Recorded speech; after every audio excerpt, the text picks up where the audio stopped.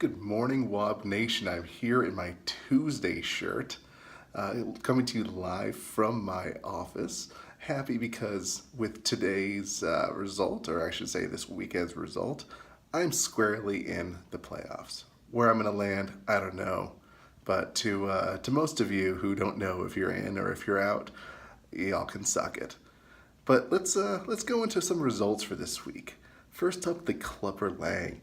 Joseph by 55.7 points by Brian, which effectively puts you on the outside looking in. I mean, it still says you're in the playoffs, but you're going to need a little help too. The Hawkins also, Joseph, with a pathetic performance this week. If you would have won, you would have guaranteed your place in the playoffs, but you couldn't. You couldn't even put up 70 points, man. That's just awful in your inaugural year in the league. The Butt Hamster, Kyle, continuing his awful streak. If you would have started Baltimore D over Houston, you would have won and stopped the slide to the Farah. Speaking of slides, you're now at 6 losses in a row, man.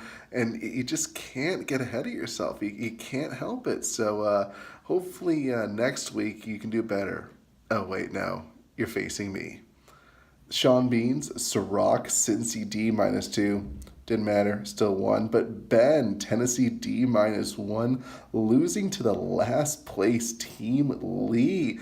And with that loss, you are no longer guaranteed a first round bye. How pathetic is that, man?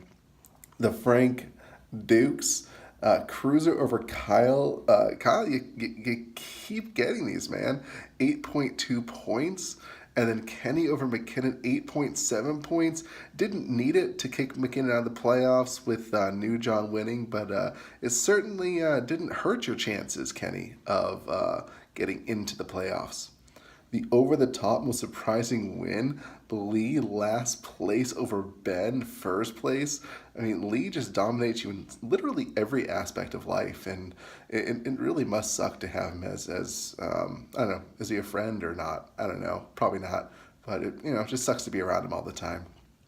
The John Matrix, New John, Christian McCaffrey, 48.7 points, launching you into a must-needed win and a massive amount of points, which is putting you right on the verge of the playoffs.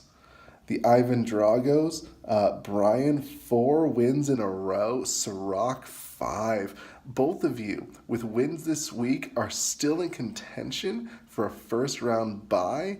You don't need a ton of help, Brian. Pretty much a win and you get a first-round bye. But Ciroc, you need a little bit more help. You need either a Brian or a Ben loss combined with a win, and you get a first-round bye as well. And then finally, the Neo Lee, 170.3 points.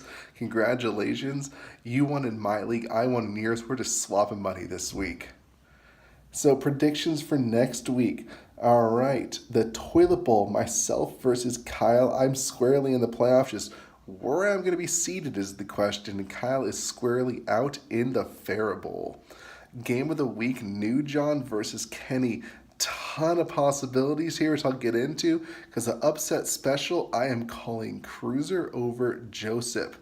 What that means is Joseph, if you lose, you're pretty much out. Because I think New John beats Kenny, which puts Joseph out of the playoffs, Kenny and New John in the playoffs. A ton of scenarios can play out between these two games. It's going to be very exciting to watch, exciting to see where the Farah Bowl lineup goes, and then also exciting to see who gets a first-round buys between Ben, Brian, and a much-needed Ciroc. Well, good luck, everybody. A ton happening this week. No teams on bye. Everybody has their full lineups except for Ben, who lost both Andy Dalton and Melvin Gordon. But it's going to be a ton of action this weekend. Good luck, everybody, and I'll see you on the waiver wire.